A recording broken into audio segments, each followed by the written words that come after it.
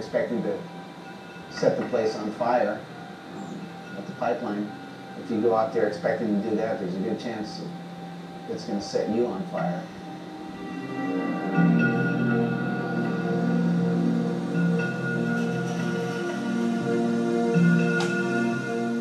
For more than 35 years, the Banzai Pipeline has been regarded as surfing's greatest test of skill and nerve. Performance levels have gone up season after season, but for the most part, riding pipeline has always been a two-part project. First, get from the top of the wave to the bottom in one piece, then put yourself inside the tube. Easy in concept, but hard to pull off, and today's crowds make it even harder. Pipeline sits in the middle of a 7-mile stretch of coast on the north shore of Oahu in Hawaii. The waves at Pipeline break just 50 to 75 yards off the beach, over a shallow, flat lava rock reef. The surf is seasonal, lasting mainly from late fall to early spring. Pipeline reacts quickly to changes in wind, swell, and sand buildup. And when conditions aren't right, the surf can get really ugly. While it's true that Pipeline has long been the most photographed wave in the world, the truth is, it comes into peak form just a few times each season. The history of big wave surfing has mostly been written along the North Shore. 1 mile to the east of Pipeline is Sunset Beach, the most consistent big wave spot in the world. 2 miles to the west is Waimea Bay, which, until recently, was considered the final word in huge rideable surf. Sunset and Waimea both have bigger waves than Pipeline. Hundreds of other breaks around the world offer longer, smoother, less crowded surf. But no place gathers, compresses, and releases energy the way Banzai Beach does, and this warm water fusion has made Pipeline a place of extremes. It's killed at least 6 surfers, and injured hundreds more. It destroys surfboards by the dozens. It's made and broken world champions. It has, ultimately, created for itself an aura of danger, adventure, and drama. And for those surfers who have literally and figuratively been in the middle of things at Pipeline, that sense of drama remains long after the waves have gone down.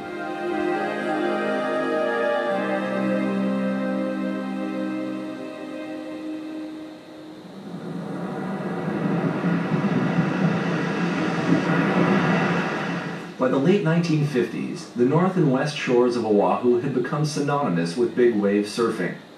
Pipeline wasn't ridden. It wasn't even named. But surfers would occasionally sit and watch on what was then known as Banzai Beach. It wasn't the power of the waves that kept people out of the water, so much as the quickness and speed. Riding a wave at Banzai, people said, would be like trying to jump onto a passing train. In December 1961, California surfer Phil Edwards became the first to surf the Pipeline. Edwards rode on 2 consecutive days, while filmmaker Bruce Brown shot from the beach. This wave came on the 2nd day, but has long stood as the symbolic opening ride at Pipeline.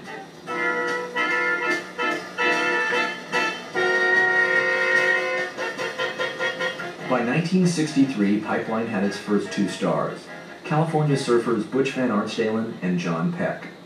Van Arsdalen, also known as Black Butch, was rowdy, entertaining, fearless, and self-destructive. In the 1960s, he was probably the most versatile surfer in the world, adaptable to any type of wave, but the violent surf at Banzai Beach was the perfect match for Van Arsdalen, and throughout the decade, he was known as Mr. Pipeline.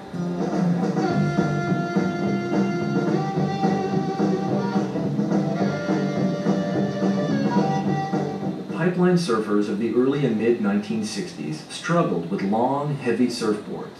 Van Arsdalen and John Peck rode boards that were 10 feet long and weighed 25 pounds. Today's surfers would ride waves like these on 7-foot, 7-pound boards.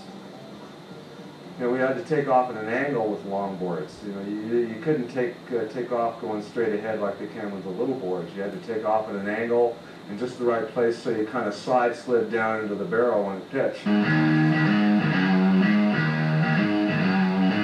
Surfing, along with society in general, was greatly changed in the late 60s.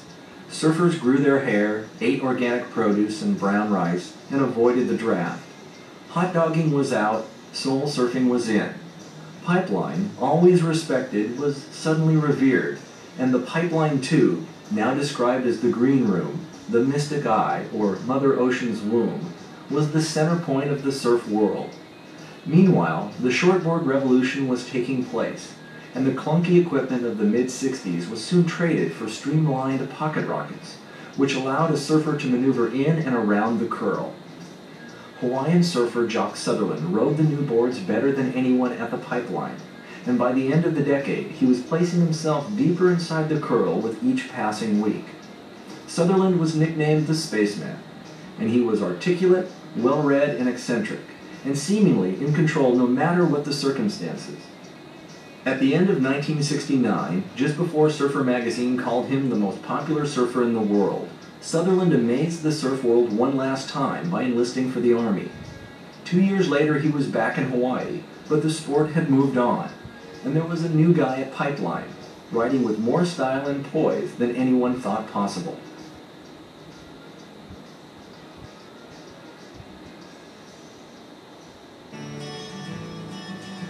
Dozens of surfers over the past 35 years have ridden brilliantly at Pipeline, but none have connected with the place like Jerry Lopez.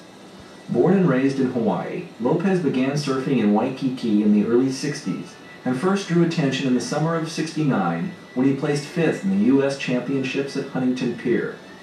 A few months later, movie audiences got this quick, inauspicious glimpse of Lopez. North Shore surfers, however, knew that Lopez was already the man to watch at Pipeline, and it wasn't long before everyone else did too. By 1971, Lopez was the most celebrated surfer in the world. Not only did he ride deeper in the tube at Pipeline than anyone before him, he did it with a fluid, even tranquil style, where Van Aertsdalen had been overpowering and Sutherland had near-perfect technique.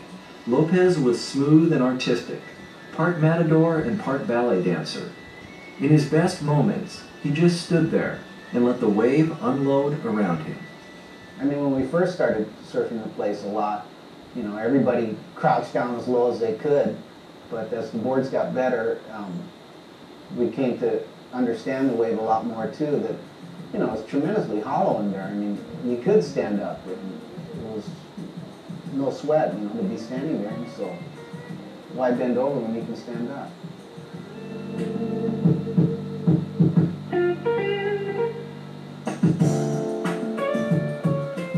In the mid-1970s, with the money earned from his successful Lightning Bolt surfboard and clothing company, Lopez was able to build a house overlooking Pipeline, and the front porch became a hangout for the best surfers in the world.